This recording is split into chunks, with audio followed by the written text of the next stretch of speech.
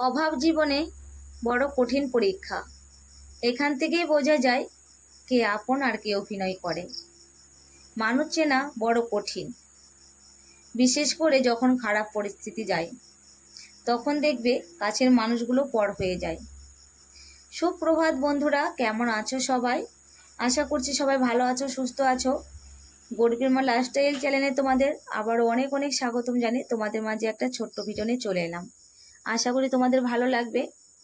আর এই অসহায় বোনটির ভিডিওটি সবাই একটু শেয়ার করে ফলো করে দিও, যাতে আমরা এখান থেকে কিছু করে ছেলে মেয়ে দুটোকে খেয়ে ওদেরকে নিয়ে আমি বেঁচে থাকতে পারি। কারণ আমরা সত্যি খুবই অসহায়, গরিব, খেয়ে না খেয়ে দিন কাটাই। আমাদের নেই বলতে কিছুই নেই, অনেক কষ্ট আমাদের। ছেলে মেয়ে দুটোকে আমি একটু ভালো মন্দ খাওয়াতে পারি না, টাকার জন্য ওদের মুখে একটু ভালো মন্দ আমি দিতে পারি না। অনেক কষ্ট হয় আমার। আর তোমরা যদি সাপোর্ট করো, অবশ্যই আমরা এখান থেকে কিছু করে খেয়ে বেঁচে থাকতে পারবো। আমি তোমাদের কাছে এইটুকুই চাই। তো আজকে দেখো, আমি সকালে বাসি কাজগুলো করে কাজে গিয়েছিলাম।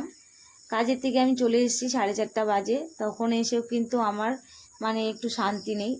বাড়িতে এসেও আমাকে কাজ করতে হয়, বাড়িতে অনেক রকমেরই কাজ থাকে, টুকটাকি ভালোই।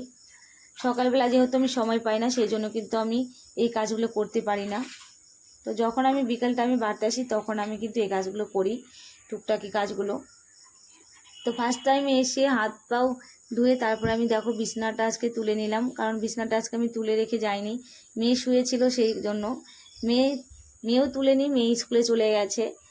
আর আমার না বাসি বিছনাটা রাখতে একদমই ভালো লাগে না। যদি আমার চোখে পড়ে তাহলে খুবই বাজে লাগে দেখতে, আর খুবই খারাপ লাগে। আর আমি একটু টিপটপ জিনিসটাই পছন্দ করি। তো সেই জন্য আগে বিছনাটা তুলে নিলাম, বিছনাটা তুলে তারপরে ঘরগুলো ঝাড়ঝাঁটা দিয়ে আমি ঘরটা মুছে নিলাম। সকালবেলা আমি ঘরের সামনে জল দিয়ে গিয়েছিলাম। আর আমি যেখানে রান্না করি সেই বারান্দাটা কিন্তু প্রত্যেক দিন আমি মুছি। আমাদের ঘরগুলো প্রত্যেক দিনই প্রায় আমি মুছি, প্রত্যেক না মুছতে পারলেও একদিন পর হয়তো মুছি। কিন্তু বেশিরভাগই আমি কি বলবো, আমাদের যে রান্না বারান্দাটা সেটা আমি প্রত্যেক দিনই মুছি। রেগুলার কোনোদিন দুবারও হয়, কোনোদিন তিনবারও হয়, কোনো ঠিক ঠিকানা নেই। একটু চিটচিট করলে বা একটু নোংরা হলে তখনই আমি মুছি। আমার শরীরটাকে দেখি না, আগে আমি কাজটাকে ভালোবাসি, সেই জন্য পরিষ্কার পরিচ্ছন্ন রাখার চেষ্টা করি।